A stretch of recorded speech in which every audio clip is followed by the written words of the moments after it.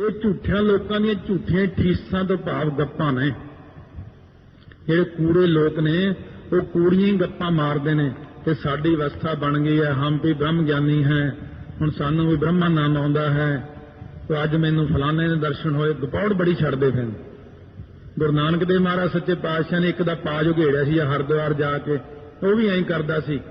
ਬੜੇ ਲੋਕ ਉਹਦੇ ਅੱਗੇ ਬੈਠੇ, ਕਿੰਨੀ ਦੇਰ ਉਹਨੇ ਅੱਖਾਂ ਹੀ ਨਾ ਖੋਲੀਆਂ। ਮਹਾਰਾਜ ਕਹਿੰਦੇ ਮਰਦਾਨਿਆਂ ਤੈਨੂੰ ਤਮਾਸ਼ਾ ਦਿਖਾਉਣੇ ਆ ਜਾ।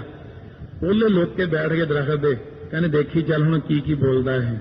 ਅੱਖਾਂ ਖੋਲੀਆਂ, आज हमको शिव के दर्शन हुए, आज हम ब्रह्म लोक में गए, आज हम ऐसे गए करदा रहा। बड़ी दुनिया ने मत्था टेकिया।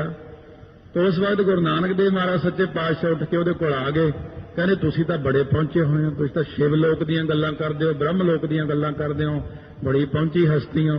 ਫਿਰ ਮਹਾਰਾਜ ਸੱਚੇ ਪਾਤਸ਼ਾਹ ਨੇ ਉਹਦਾ ਪਾਜ ਉਘੇੜਿਆ, ਫਿਰ ਚਰਨੀ ਪੈ ਗਿਆ। ਮਹਾਰਾਜ ਕਹਿੰਦੇ ਕਿਉਂ ਦੁਨੀਆ ਨੂੰ ਠੱਗਦੇ ਹੋ, ਕਿਉਂ ਪਖੰਡ ਕਰਦੇ ਹੋ, ਆਪ ਵੀ ਸਿੱਧੇ ਰਾਹ ਲੱਗ ਤੇ ਲੋਕਾਂ ਨੂੰ ਵੀ ਲਾ। ਆਪ ਵੀ ਰਾਮ ਰਾਮ ਜਪਿਆ ਕਰ ਭਲਿਆ ਲੋਕਾਂ, ਤੇ ਲੋਕਾਂ ਨੂੰ ਵੀ ਰਾਮ ਰਾਮ ਜਪਣ ਲੱਗ। ਕਿਉਂ ਠੱਗਦਾ ਦੁਨੀਆ ਨੂੰ? ਇਸ ਕਰਕੇ ਗੁਰੂ ਨਾਨਕ ਦੇਵ ਜੀ ਨੇ ਕਈਆਂ ਦੇ ਭਾਂਡੇ ਫੋੜੇ ਜਾ ਕੇ ਤੇ ਫਿਰ ਸਿੱਧੇ ਰਾਹ ਵੀ ਲਾਏ। ਮਹਾਰਾਜ ਕਹਿੰਦੇ ਨਾਨਕ ਨਦਰੀ ਪਾਈ ਹੈ। ਇਹ ਤਾਂ ਨਦਰ ਹੋ ਜੇ ਅਕਾਲ ਪੁਰਖ ਦੀ ਤਾਂ ਇਹੀ ਜੀ ਅਵਸਥਾ ਮਿਲਦੀ ਹੈ। 16 ਨੀਲ ਰੋਮ ਵਾਹਿਗੁਰੂ ਵਾਹਿਗੁਰੂ ਤਾਂ ਕਹਿੰਦੇ ਨੇ ਜੇ ਉਹਦੀ ਕਿਰਪਾ ਹੋ ਜੇ। ਝੂਠਿਆਂ ਲੋਕਾਂ ਦੀਆਂ ਤਾਂ ਝੂਠੀਆਂ ਗੱਲਾਂ, ਝੂਠੀਆਂ ਗੱਪਾਂ ਨੇ, ਉਹਨਾਂ ਦੇ ਮਗਰ ਨਾ ਲੱਗੋ। ਕਿਸੇ ਮੰਗਰ ਲੱਗਣ ਦੀ ਲੋੜ ਨਹੀਂ। ਕਲਯੁਗ ਦੇ ਵਿੱਚ ਸਿਵਾਏ ਗੁਰੂ ਗ੍ਰੰਥ ਸਾਹਿਬ ਦੇ ਕੋਈ ਹੋਰ ਇਹਨਾਂ ਤੋਂ ਉੱਤੇ ਨਹੀਂ। ਬਸ ਜਿਨ੍ਹਾਂ ਨੇ ਗੁਰੂ ਗ੍ਰੰਥ ਸਾਹਿਬ ਦੇ ਉੱਤੇ ਯਕੀਨ ਕਰ ਲਿਆ, ਇਹਨਾਂ ਨੂੰ ਨਿਰੰਕਾਰ ਰੂਪ ਜਾਣ ਕੇ ਮੱਥਾ ਟੇਕ ਲਿਆ। ਗੁਰੂ ਗ੍ਰੰਥ ਸਾਹਿਬ ਦੀ ਇੱਕ ਇੱਕ ਪੰਕਤੀ ਸਾਨੂੰ ਰਸਤਾ ਵਿਖਾਉਂਦੀ ਆ, ਗੁਰਮਤ ਦਾ ਮਾਰਗ ਦੱਸਦੀ। ਬਸ ਇਸੇ ਤੋਂ ਉੱਤੇ ਹੋਰ ਕੁਝ ਨਹੀਂ ਆਪਣੇ ਪਾਸ। ਸਭ ਕੁਝ ਜੋ ਕੁਝ ਹੈ ਸੋ ਵਾਹਿਗੁਰੂ ਮੰਤਰ ਵਿੱਚ ਹੀ ਹੈ, ਜੋ ਕੁਝ ਹੈ ਸੋ ਮੂਲ ਮੰਤਰ ਵਿੱਚ ਹੈ। ਤਾਂ ਕਮਾਈ ਦੀ ਲੋੜ ਹੈ, ਬਸ ਆਪਣਾ ਅਭਿਆਸ ਨਹੀਂ ਹੈ। ਜੇ ਆਪਣੀ ਕਿਤੇ ਇਹੀ ਜੀ ਸੁਭ ਇੱਛਾ ਬਣ ਜੇ ਕਿ ਮਹਾਰਾਜ ਮੇਰੀਆਂ ਵੀ ਇੱਕ ਜ਼ੁਬਾਨ ਤੋਂ ਬਣਾ ਦਿਓ, ਲੱਖਾਂ ਕਰੋੜਾਂ ਅਰਬਾਂ ਖਰਬਾਂ ਜ਼ੁਬਾਨਾਂ ਬਣਾ ਦਿਓ, ਤਾਂ ਮੈਂ ਵੀ ਆਪਦੇ ਨਾਮ ਜਪ ਕੇ ਆਨੰਦ ਪ੍ਰਾਪਤ ਕਰ ਸਕਾਂ। ਆਪਾਂ ਵੀ ਬੇਨਤੀ ਕਰੀਏ ਕਿ ਮਹਾਰਾਜ ਸਾਡਾ ਵੀ ਰੋਮ ਰੋਮ ਤੁਹਾਡਾ ਨਾਮ ਜਪੇ। ਵਾਹਿਗੁਰੂ ਵਾਹਿਗੁਰੂ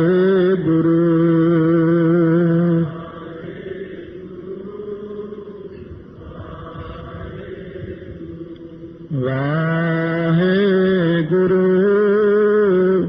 ਵਾਹਿਗੁਰੂ।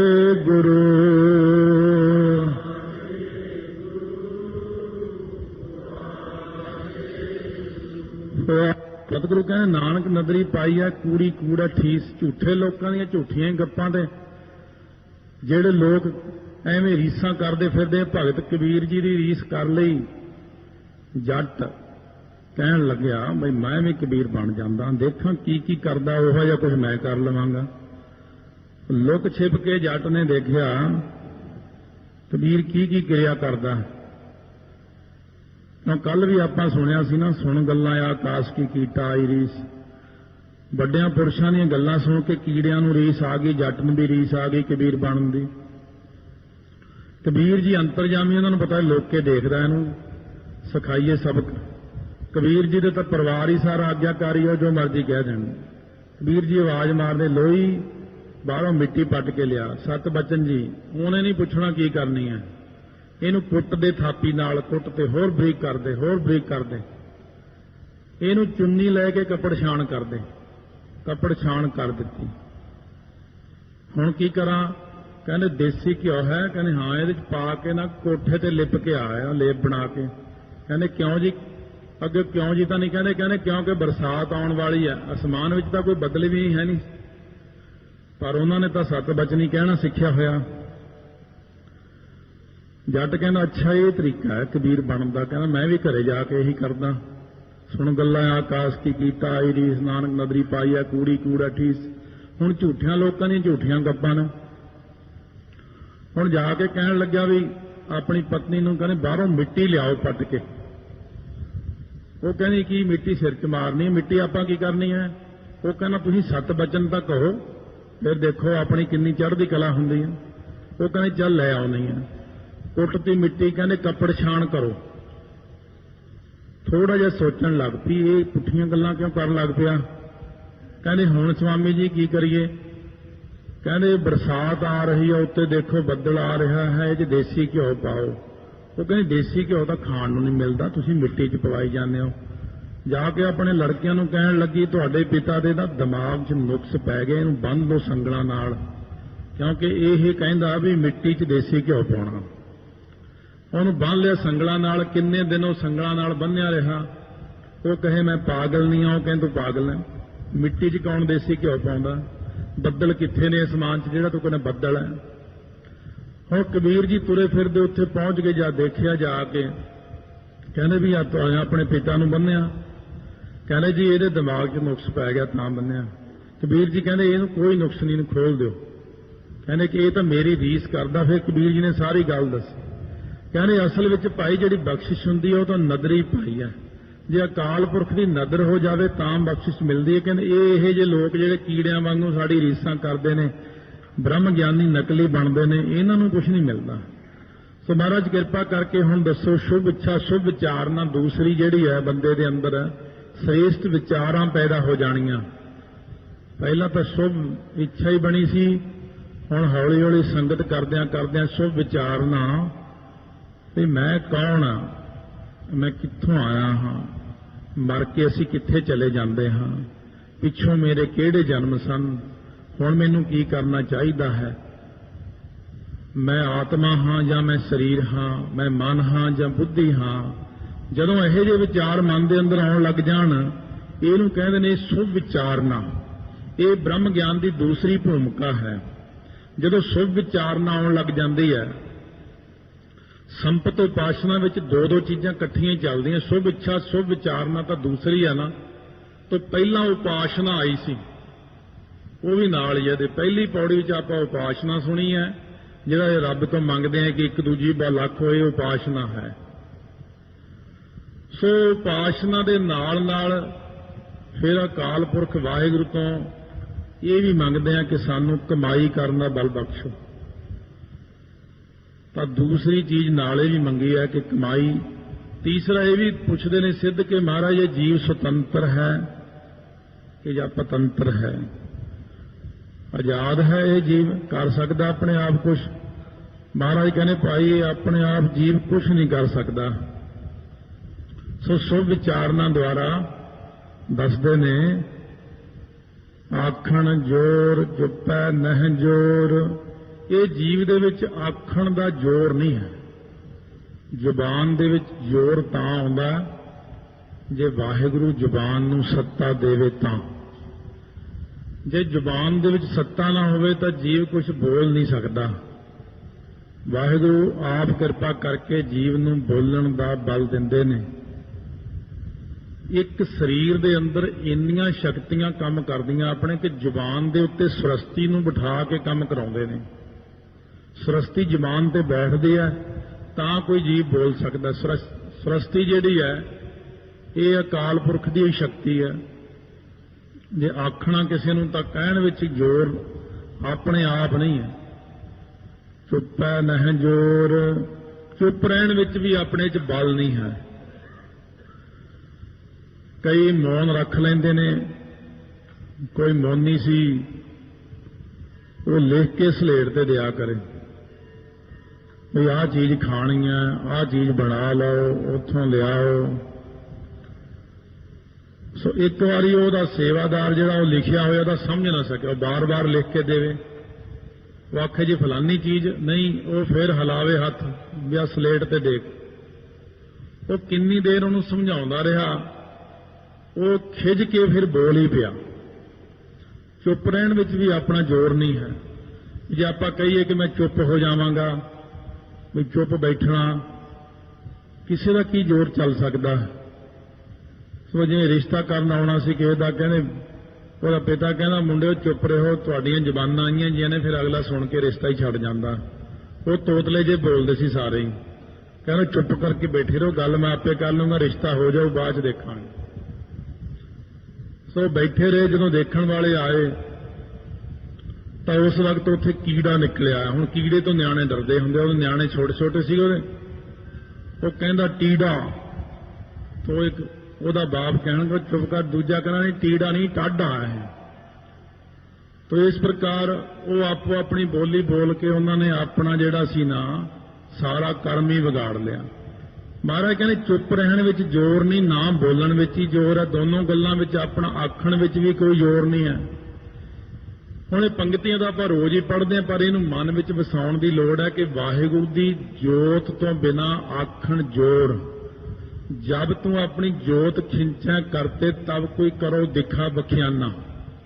ਜਦੋਂ ਵਾਹਿਗੁਰੂ ਤੁਸੀਂ ਆਪਣੀ ਜੋਤ ਖਿੱਚ ਲਓ ਕਿਸੇ ਵਿੱਚੋਂ, ਉਦੋਂ ਕੋਈ ਕਥਾ ਲੈਕਚਰ ਪ੍ਰਚਾਰ ਕਰਕੇ ਦਿਖਾਵੇ ਤਾਂ ਉਦੋਂ ਕੁਝ ਨਹੀਂ ਕਰ ਸਕਦਾ। ਚੁੱਪੈ ਨਹਿ ਜੋਰ, ਚੁੱਪ ਰਹਿਣ ਦੇ ਵਿੱਚ ਵੀ ਜ਼ੋਰ ਨਹੀਂ। ਮਨ ਵੀ ਚੁੱਪ ਨਹੀਂ ਕਰਦਾ ਅੰਦਰੋਂ, ਨਾ ਹੀ ਜ਼ੁਬਾਨ ਚੁੱਪ ਕਰ ਸਕਦੀ ਹੈ। ਜ਼ੋਰ ਨਾ ਮੰਗਣ, ਹੁਣ ਮੰਗਣ ਵਿੱਚ ਵੀ ਜ਼ੋਰ ਨਹੀਂ ਹੈ ਕਿ ਅਸੀਂ ਆਹ ਚੀਜ਼ ਮੰਗ ਲਈਏ, ਅਸੀਂ ਆਹ ਚੀਜ਼ ਮੰਗ ਲਈਏ, ਆਪਣੇ ਜ਼ੋਰ ਦਾ ਸਦਕਾ ਮੰਗ ਲਈਏ। ਸੋ ਜਿਵੇਂ ਉਹਦੀ ਇੱਕ ਸਾਖੀ ਵੀ शिव जी ਦੀ ਆਰਾਧਨਾ ਕੀਤੀ, 3 ਜਾਣਿਆਂ ਨੇ, ਮਾਂ ਬਾਪ ਹੈ, 2 ਜਾਣੇ, ਇੱਕ ਪੁੱਤਰ ਹੈ ਉਹਨਾਂ ਦਾ। ਇਸਤਰੀ ਨੇ ਪਹਿਲਾਂ ਮੰਗਿਆ ਕਿ ਮੈਨੂੰ ਇੱਕ ਰਾਣੀ ਵਰਗਾ ਸਰੂਪ ਦੇ ਦਿਓ। ਰਾਜੇ ਨੇ ਉਹਨੂੰ ਚੁੱਕਿਆ, ਆਪਣੇ ਘੋੜੇ ਤੇ ਬਿਠਾ ਕੇ ਚੱਲ ਪਿਆ। ਤਾਂ ਉਸ ਵਕਤ ਉਹ ਜਿਹੜਾ ਉਹਦਾ ਪਤੀ ਸੀ ਉਹਨੂੰ ਬੜਾ ਗੁੱਸਾ ਆਇਆ। ਉਹ शिव जी ਨੂੰ ਕਹਿਣ ਲੱਗਿਆ ਕਿ ਇਹਨੂੰ ਸੂਰੀ ਬਣਾ ਦਿਓ। ਗੁੱਸਾ ਆ ਗਿਆ ਉਹਨੂੰ। ਲੜਕੇ ਨੂੰ शिव जी ਕਹਿੰਦੇ ਤੂੰ ਵੀ ਬੜੀ ਭਗਤੀ ਕੀ, ਤੂੰ ਵੀ ਕੁਝ ਮੰਗ ਲੈ। ਕਹਿੰਦੇ ਮੇਰੀ ਮਾਂ ਨੂੰ ਉਹੀ ਜੀ ਬਣਾ ਦਿਓ ਜਿਹੀ ਜੀ ਸੀਗੀ ਉਹ। ਤਿੰਨਾਂ ਨੇ ਵਰ ਮੰਗੇ, ਨਾ ਮੰਗਿਆਂ ਵਰਗੇ ਹੀ ਹੋ ਗਏ। ਜ਼ੋਰ ਨਾ ਮੰਗਣ, ਮੰਗਣ ਦਾ ਵੀ ਕਿਸੇ ਵਿੱਚ ਬਲ ਨਹੀਂ। ਜਦੋਂ ਮੱਧ ਤੇ ਕੈਟਵ ਜਿਹੜੇ ਸਾਰਿਆਂ ਨਾਲੋਂ ਪਹਿਲਾਂ ਸ੍ਰਿਸ਼ਟੀ ਦੇ ਦੈਂਤ ਹੋਏ ਨੇ ਨਾ, ਜਦ ਇਹ ਦੈਂਤ 5000 ਵਰਾ ਵਿਸ਼ਨੂੰ ਨਾਲ ਜੰਗ ਹੁੰਦਾ ਰਿਹਾ ਇਹਨਾਂ ਦਾ, ਇਹ ਹਾਰੇ ਨਾ ਇੱਕ ਦੂਜੇ ਤੋਂ। ਫਿਰ ਪਰਮੇਸ਼ਰ ਅੱਗੇ ਬੇਨਤੀ ਕੀਤੀ ਕਿ ਮਹਾਰਾਜ ਇਹ ਤਾਂ ਤੁਸੀਂ ਉਹ ਹਰਾ ਸਕਦੇ ਹੋ, ਕੋਈ ਤਰੀਕਾ ਦੱਸੋ ਸਾਨੂੰ। ਸਾਰੇ ਦੇਵਤੇ ਇਕੱਠੇ ਹੋ ਗਏ। ਪਰਮੇਸ਼ਰ ਨੇ ਆਕਾਸ਼ਬਾਣੀ ਰਾਹੀਂ ਕਿਹਾ, ਕਹਿੰਦੇ ਇਉਂ ਕਰੋ, ਉਹ ਜੰਗ ਕਰ ਕਰਕੇ ਨਾ ਤੇਰੇ ਨਾਲ ਪੂਰੇ ਖੁਸ਼ ਹੋ ਜਾਣਗੇ। ਇਸ ਗੱਲ ਤੇ ਵੀ ਬੜਾ ਬਹਾਦਰ ਹੈ, ਸਾਡੇ ਨਾਲ ਕੋਈ ਜੰਗ ਕਰਨ ਵਾਲਾ ਤਾਂ ਹੈ। ਫਿਰ ਉਹ ਇਹ ਕਹਿਣਗੇ ਵਰ ਮੰਗ। ਕਹਿੰਦੇ ਉਹ ਸਰਸਤੀ ਮੈਂ ਉਹਨਾਂ ਦੀ ਜ਼ੁਬਾਨ ਤੇ ਬਿਠਾ ਦਊਂਗਾ, ਉਹ ਆਪੇ ਹੀ ਕਹਿਣਗੇ ਵਰ ਮੰਗ। ਤਾਂ ਤੁਸੀਂ ਇਹ ਕਹੋ ਕਿ ਸਾਨੂੰ ਆਪਣੇ ਸਿਰ ਦੇ ਦਿਓ ਦੋਵੇਂ ਜਾਣੇ। ਸੋ ਇਸ ਕਰਕੇ ਉਹਨਾਂ ਨੇ ਜਿਹੜਾ ਸੀ ਨਾ ਐਸਾ ਮੰਗ ਲਿਆ ਕਿ ਉਸ ਵਕਤ ਸਿਰ ਮੰਗਣ ਕਰਕੇ ਸਾਰੀ ਸ੍ਰਿਸ਼ਟੀ ਦਾ ਦੁੱਖਾਂ ਤੋਂ ਛੁਟਕਾਰਾ ਕਰਾਇਆ। ਜ਼ੋਰ ਨਾ ਮੰਗਣ, ਮੰਗਣ ਵਿੱਚ ਵੀ ਆਪਣਾ ਜ਼ੋਰ ਨਹੀਂ ਹੈ। ਕਈ ਵਾਰ ਆਪਣੇ ਮੂੰਹ ਵਿੱਚੋਂ ਪੁੱਠੀ ਗੱਲ ਹੀ ਨਿਕਲ ਜਾਂਦੀ ਹੈ। ਸੋ ਇਸ ਕਰਕੇ ਜਦੋਂ ਇਹਨੇ ਵੀ ਬੜੀ ਆਰਾਧਨਾ ਕੀਤੀ ਕੁੰਭਕਰਨ ਨੇ, ਕਹਿੰਦਾ ਜੀ ਮੈਨੂੰ ਸਰਸਤੀ ਨੂੰ ਕਹਿਣ ਲੱਗਿਆ ਮੈਂ ਵਰ ਮੰਗਣਾ। ਕਹਿੰਦੇ ਮੰਗ,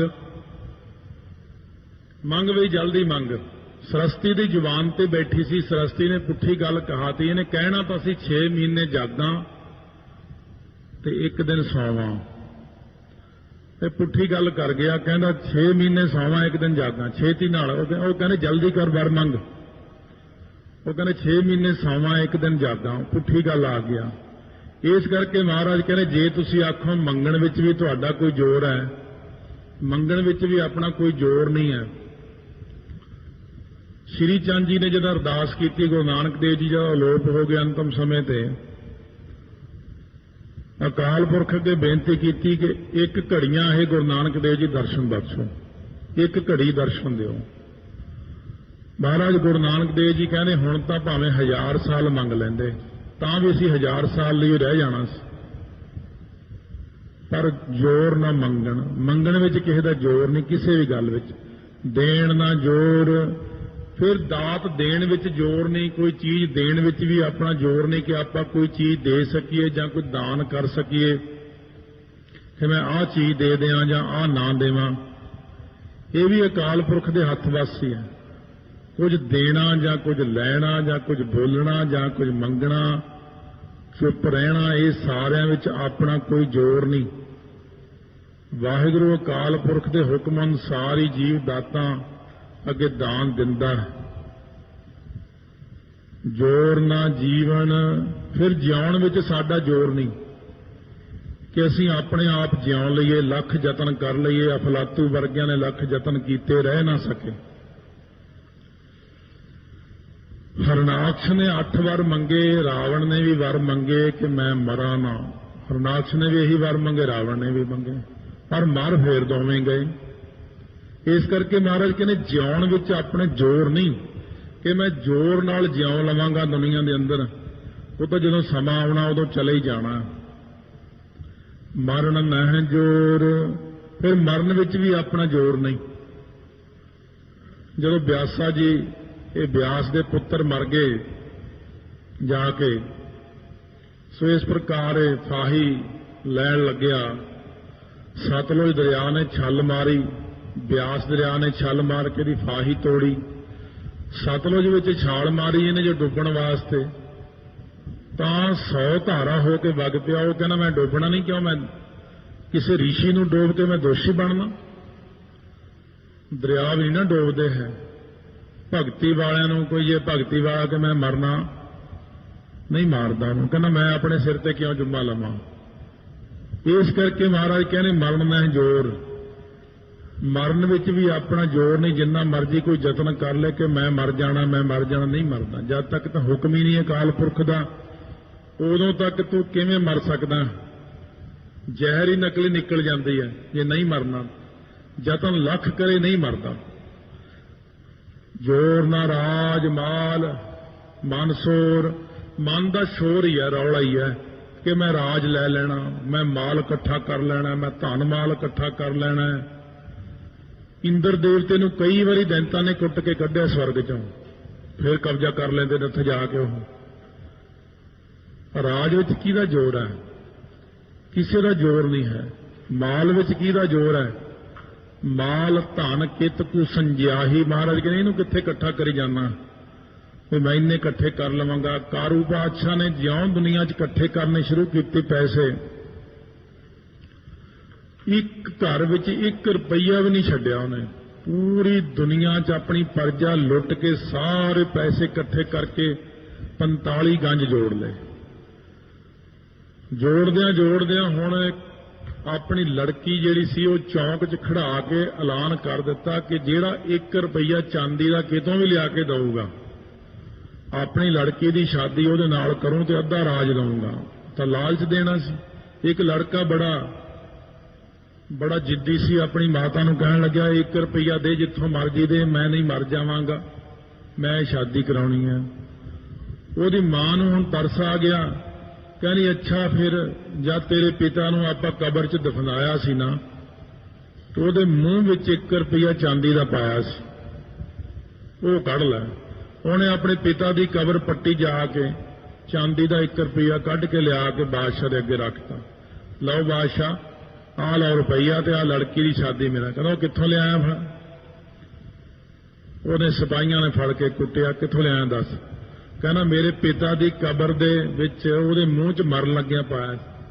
कारू कहना इहनूं सिੱਟੋ जेल च, इहनूं तां सिੱਟੋ जेल च, जिन्नियां कबरां ने सारियां पट लो, सारियां कबरां दे मूहां विचों रुपये कढ़ ले। जदों अंत हो गया ना, अत दा ते रब दा शुरू तो वैर है। फिर अंत नूं गुरु नानक देव जी महाराज पहुंच गए, कहंदे वो बचाइए इन्हां लोकां नूं, ये तां लुट लुट खा गया, तो भुखे मारदे सृष्टि नूं। तां गुरु नानक देव जी ने जाके कारू नूं सिक्ख्या ऐसी दित्ती कि दमड़ा उसी का जो खर्चे अर खाए। क्या तू जमा करी जाना दमड़े, लोकां तो खोई जाना, ये नाल जाणियां। तां जाके किते कारू ने फिर सारे जिन्ने लुटे हुए पैसे सी वापस बनते। महाराज कहने इउं जोर ना राज माल, इउं किसी का जोर नहीं चलदा, मन दा रौले कि मैं इन्ने इकट्ठे कर लवांगा, मैं इत्थों लियावांगा। जोर ना सुरती ज्ञान विचार, ना अपने च ये जोर है कि आपां सुरतियां वेदां दीयां सुरतियां पढ़ सकीए या सुरती नूं ला सकीए। सुरती श्रेष्ठ प्रीति नूं भी कहंदे आ, ना आपां श्रेष्ठ प्रीति पैदा कर सकीए, ना आपां कहंदे कि मेरे च जोर है मैं ज्ञान दी विचार कर सकदा, ज्ञान द्वारा विचार कोई कर सकदे। ये भी जोर नहीं अपनी सुरती विच। कईयां दी तां इन्नी सुरती नहीं काम करदी हुंदी कि वह ज्ञान दी विचार कर सकण। ये ज्ञान दी विचार भी सतगुरु जी किसे किसे नूं बख्शिश करदे ने, शब्द दी विचार सारिआं नूं सुझदी नहीं है। सतगुरु महाराज कहने ये तो साडी किरपा नाल ही सारा कुछ हुंदा। बिना किरपा तो कोई कुछ नहीं बोल सकता। सब कुछ किरपा नाल आप ही करवाई जाते ने, आप ही करी जाते ने। जोर ना जुगती छोटा संसार, पहला सीगा मरण न जोर, हुण कहने जोर ना जुगती छुटा संसार। ये देखण नूं दोनों पंक्तियां इक्को जिही लगदियां ने, पर इत्थे कहंदे ने जोर नहीं अपने विच कि किसी जुगती नाल संसार दे बंधनां तो छुट जाइए। आपां ਜਿਹੜੇ ਬੰਧਨ ਮਾਤ ਪਿਤਾ ਸੰਸਾਰ ਬੰਧਨ ਸੁਧ ਕੰਨਿਆ ਔਰ ਨਾਰ ਬੰਧਨ ਕਰਮ ਧਰਮ ਹਉ ਕੀਆ, ਇਹ ਜਿੰਨੇ ਵੀ ਆਪਾਂ ਨੂੰ ਬੰਧਨ ਪਏ ਹੋਏ ਨੇ, ਇਹ ਕਿਸੇ ਵੀ ਜੁਗਤੀ ਨਾਲ ਜੇ ਕੋਈ ਕਹੇ ਬੰਦਾ ਮੈਂ ਮਾਇਆ ਤੋਂ ਛੁੱਟ ਜਾਵਾਂਗਾ, ਮੈਂ ਕਲਯੁਗ ਤੋਂ ਛੁੱਟ ਜਾਵਾਂਗਾ, ਮੈਂ ਬੰਧਨਾਂ ਤੋਂ ਨਿਕਲ ਕੇ ਪਾਸੇ ਹੋ ਜਾਵਾਂਗਾ, ਇਹ ਤਾਂ ਸਿਰਫ ਸਤਿਗੁਰੂ ਹੀ ਬੰਧਨ ਕੱਟ ਸਕਦੇ ਨੇ। सतगुरु सिख के बंधन कट है, गुर का सिख विकार ते हट है। सतगुरु ही कृपा करके सारे बंधन कट देन तो कट देन, नहीं तो कोई बंधन कट ही नहीं सकता। महाराज आप कहते ने गुर का शब्द रखवारे चौकी चौगिरद हमारे, राम नाम मन लागा जमल जाए कर भागा। प्रभु जी तू मेरो सुखदाता, बंधन काट करे मन निर्मल, पूर्ण पुरख विधाता। बंधन तो आप कटने ने तुसीं साडे, ਅਸੀਂ ਆਪਣੇ ਆਪ ਸਾਰੇ ਬੰਧਨਾਂ ਨੂੰ ਨਹੀਂ ਤੋੜ ਸਕਦੇ। ਬੰਧਨ ਕਰਤਾ ਭੁਗਤਾ ਹੰਗਤਾ ਮਮਤਾ ਦੇ ਮਾਇਆ ਦੇ ਬੰਧਨ, ਇਹ ਪਦਾਰਥਾਂ ਦੇ ਬੰਧਨ, ਇਹ ਕੰਮਾਂ ਕਾਰਾਂ ਦੇ ਬੰਧਨ ਤੋਂ ਆਪ ਛਡਾਓ, ਸਾਡੇ ਉੱਤੇ ਮਿਹਰ ਕਰੋ। ਮਹਾਰਾਜ ਸੱਚੇ ਪਾਤਸ਼ਾਹ ਕਹਿੰਦੇ ਜੇ ਕਿਸੇ ਹੱਥ 'ਚ ਜ਼ੋਰ ਹੈ, ਜੇ ਕੋਈ ਕਹੇ ਮੈਂ ਕਰ ਸਕਦਾ ਹਾਂ, ਜਿਸ ਹੱਥ ਜ਼ੋਰ ਕਰ ਵੇਖਿਆ ਸੋਏ, ਫਿਰ ਕਰਕੇ ਦੇਖ ਲਓ। ਜੇ ਕੋਈ ਕਹਿੰਦਾ ਮੇਰੇ ਹੱਥ 'ਚ ਜ਼ੋਰ ਹੈ ਮੈਂ ਕਰ ਸਕਦਾ, ਮਹਾਰਾਜ ਕਹਿੰਦੇ ਕਰਕੇ ਦੇਖ ਲਓ। ਪ੍ਰਤੱਖ ਨੂੰ ਪ੍ਰਮਾਣ ਦੀ ਕੀ ਲੋੜ ਪੈਂਦੀ, ਹੁਣੇ ਕਰਕੇ ਦੇਖ ਲਓ। ਜਿਹੜਾ ਕੁਝ ਕਰਕੇ ਦੇਖਣਾ, ਕੁਛ ਨਹੀਂ ਕਰ ਸਕਦੇ। ਜਿਸ ਹੱਥ ਜ਼ੋਰ ਕਰ ਵੇਖੈ ਸੋਏ, ਸੋਏ ਜੋ ਅਕਾਲ ਪੁਰਖ ਵਾਹਿਗੁਰੂ ਮਾਲਕ ਹੈ, ਉਹਦੇ ਹੱਥ 'ਚ ਹੀ ਜ਼ੋਰ ਹੈ ਨਾ ਸਾਰਾ। ਉਹੀ ਕਰ ਕਰ ਵੇਖਿਆ ਕੀਤਾ ਆਪਣਾ, ਜਿਵ ਤਿਸ ਦੀ ਵਡਿਆਈ। ਉਹੀ ਕਰ ਕਰਕੇ ਵੇਖਦੇ ਨੇ, ਆਪਾਂ ਕੁਛ ਨਹੀਂ ਕਰ ਸਕਦੇ। ਆਪਣੇ ਹੱਥ 'ਚ ਕੋਈ ਜ਼ੋਰ ਨਹੀਂ, ਜ਼ੁਬਾਨ ਵਿੱਚ ਕੋਈ ਜ਼ੋਰ ਨਹੀਂ, ਅੱਖਾਂ ਵਿੱਚ ਉਹਦੀ ਜੋਤ ਤੋਂ ਬਿਨਾਂ ਕੋਈ ਜ਼ੋਰ ਨਹੀਂ, ਕੰਨਾਂ ਵਿੱਚ ਕੋਈ ਜ਼ੋਰ ਨਹੀਂ ਉਹਦੀ ਜੋਤ ਤੋਂ ਬਿਨਾਂ, ਹੱਥਾਂ ਵਿੱਚ ਕੋਈ ਜ਼ੋਰ। ਨਮੋ ਪਾਨ ਪਾਨੇ, ਮਹਾਰਾਜ ਕਹਿੰਦੇ ਨਮੋ ਨਮਸਕਾਰ ਹੈ ਪਾਨ, ਹੱਥਾਂ ਦੇ ਵਿੱਚ ਵੀ ਹੱਥ ਰੂਪ ਹੋ ਕੇ ਵਰਤ ਰਿਹਾ ਤੂੰ। ਹੱਥ ਦੇਖਣ ਨੂੰ ਐਵੇਂ ਹੀ ਲੱਗਦੇ ਨੇ, ਆਹ ਜਿਹੜੇ ਹੱਥ ਆਪਣੇ ਹਿਲਦੇ ਨੇ, ਇਹਨਾਂ ਦੇ ਵਿੱਚ ਜਿਹੜੀ ਸੱਤਾ ਕੰਮ ਕਰਦੀ ਉਹ ਹੱਥਾਂ ਨੂੰ ਹਿਲਾਉਂਦੀ ਹੈ। ਉਸ ਸ਼ਕਤੀ ਨੂੰ ਕਹਿੰਦੇ ਨਮੋ ਪਾਨ ਪਾਨੇ। ਆ ਜਦੋਂ ਮਹਾਰਾਜ ਜੀ ਨੇ ਲਿਖਿਆ ਨਮੋ ਸੂਰਜ ਸੂਰਜੇ, ਇੱਕ ਬਜ਼ੁਰਗ ਕਹਿੰਦਾ ਬਈ ਮਹਾਰਾਜ 10ਵੇਂ ਪਾਤਸ਼ਾਹ ਤਾਂ ਸੂਰਜ ਨੂੰ ਵੀ ਮੱਥਾ ਟੇਕਿਆ। ਮੈਂ ਕਿਹਾ ਕਿੱਥੇ ਟੇਕਿਆ? ਕਹਿੰਦਾ ਜਾਪ ਸਾਹਿਬ ਜੀ ਲਿਖਿਆ ਨਮੋ ਸੂਰਜ ਸੂਰਜੇ। ਮੈਂ ਕਿਹਾ ਤੇਰੀ ਬਾਪੂ ਉਮਰ ਤੇ ਹੋ ਗਈ 80 ਸਾਲ, ਤੈਨੂੰ ਸਮਝ ਤੇ ਆਈ ਨਹੀਂ ਅਜੇ ਤੱਕ। ਸਿੱਖਾਂ ਦੇ ਘਰ ਤੋਂ ਜਨਮ ਲਿਆ, ਜਾਪ ਸਾਹਿਬ ਦੇ ਅਰਥ ਤੈਨੂੰ ਆਉਂਦੇ ਨਹੀਂ ਗਏ। ਆ ਤੇਰੇ ਵਰਗੇ ਬੰਦੇ ਜਿਹੜੇ ਪਤਾ ਨਹੀਂ ਕਿੰਨਿਆਂ 'ਚ ਕਹਿ ਚੁੱਕੇ ਕਿ 10ਵੇਂ ਪਾਤਸ਼ਾਹ ਸੂਰਜ ਨੂੰ ਮੱਥਾ ਟੇਕਦੇ। ਮੈਂ ਕਿਹਾ ਤੈਨੂੰ ਇਹਦਾ ਅਰਥ ਨਹੀਂ ਆਇਆ ਅਜੇ ਤੱਕ। ਇੰਨੀਆਂ ਤੁਹਾਡੀਆਂ ਉਮਰਾਂ ਹੋ ਗਈਆਂ, ਤੁਸੀਂ ਸਾਰੀ ਜ਼ਿੰਦਗੀ ਰੋਟੀਆਂ 'ਚ ਲੰਘਾਤੀ, ਖਾਣ ਸੌਣ ਪੀਣ 'ਚ, ਉੱਠਿਆਂ ਕੰਮਾਂ ਵਿਸ਼ਿਆਂ ਵਿਕਾਰਾਂ 'ਚ, ਤੁਹਾਨੂੰ ਜਾਪ ਸਾਹਿਬ ਦੇ ਨਹੀਂ ਅਰਥ ਆਏ ਹਾਲ ਤੱਕ। ਕਹਿੰਦਾ ਕੀ ਭਾਵ? ਮੈਂ ਕਿਹਾ ਨਮੋ ਸੂਰਜ ਸੂਰਜੇ। ਉਹ ਜਿਹੜਾ ਸੂਰਜ ਦੇ ਵਿੱਚ ਸੂਰਜ ਨੂੰ ਸ਼ਕਤੀ ਦੇਣ ਵਾਲੀ ਜੋਤ ਨੂੰ ਨਮਸਕਾਰ ਕੀ। ਮਹਾਰਾਜ ਤਾਂ ਕਿਸੇ ਨੂੰ ਹੋਰ ਮੱਥਾ ਹੀ ਨਹੀਂ ਟੇਕਦੇ। ਮਹਾਰਾਜ ਕਹਿੰਦੇ ਮੈਂ ਤਾਂ ਸਿਰਫ ਤੇਰੀ ਜੋਤ ਨੂੰ ਹੀ ਮੱਥਾ ਟੇਕਦਾ, ਚਾਹੇ ਉਹ ਕੀੜੀ ਵਿੱਚ ਹੈ, ਚਾਹੇ ਉਹ ਬੰਦੇ ਵਿੱਚ ਹੈ, ਚਾਹੇ ਉਹ ਆਕਾਸ਼ ਵਿੱਚ ਹੈ, ਚਾਹੇ ਉਹ ਚੰਦਰਮਾ ਤਾਰਿਆਂ ਵਿੱਚ ਹੈ। ਮਹਾਰਾਜ ਧੰਨ ਹੈ ਤੇਰੀ ਜੋਤ, ਜਿਹੜੀ ਤਾਰਿਆਂ ਨੂੰ ਪ੍ਰਕਾਸ਼ ਦਿੰਦੀ ਹੈ, ਚੰਦਰਮਾ ਨੂੰ ਪ੍ਰਕਾਸ਼ ਦਿੰਦੀ ਹੈ, ਅੱਖਾਂ ਨੂੰ ਪ੍ਰਕਾਸ਼ ਦਿੰਦੀ ਹੈ, ਬੁੱਧੀ ਨੂੰ ਪ੍ਰਕਾਸ਼ ਦਿੰਦੀ ਹੈ। ਮੈਂ ਤੇ ਕਹਿੰਦਾ ਜੋਤ ਨੂੰ ਮੰਨਦਾ, ਤਾਂ ਜਾ ਕੇ ਕਿਤੇ ਸਮਝ ਪੈਂਦੀ ਮਹਾਰਾਜ ਦੇ। ਜੇ ਜਾਪ ਸਾਹਿਬ ਦੇ ਅਰਥ ਸੁਣਾਂਗੇ ਤਾਂ ਬਹੁਤੀਆਂ ਗਲਤ ਫਹਿਮੀਆਂ ਦੂਰ ਹੋਣਗੀਆਂ ਆਪਣੀਆਂ। ਨਾਨਕ ਉੱਤਮ ਨੀਚ ਨਾ ਕੋਏ, ਮਹਾਰਾਜ ਕਹਿੰਦੇ ਨੇ ਹੁਕਮੀ ਉੱਤਮ ਨੀਚ, ਹੁਕਮ ਲਿਖ ਦੁੱਖ ਸੁਖ ਪਾਈਆ। ਉਹਦੇ ਹੁਕਮ ਵਿੱਚ ਹੀ ਉੱਤਮ ਬੰਦਾ ਨੀਚ ਬਣਦਾ, ਨੀਚ ਉੱਤਮ ਬਣਦਾ।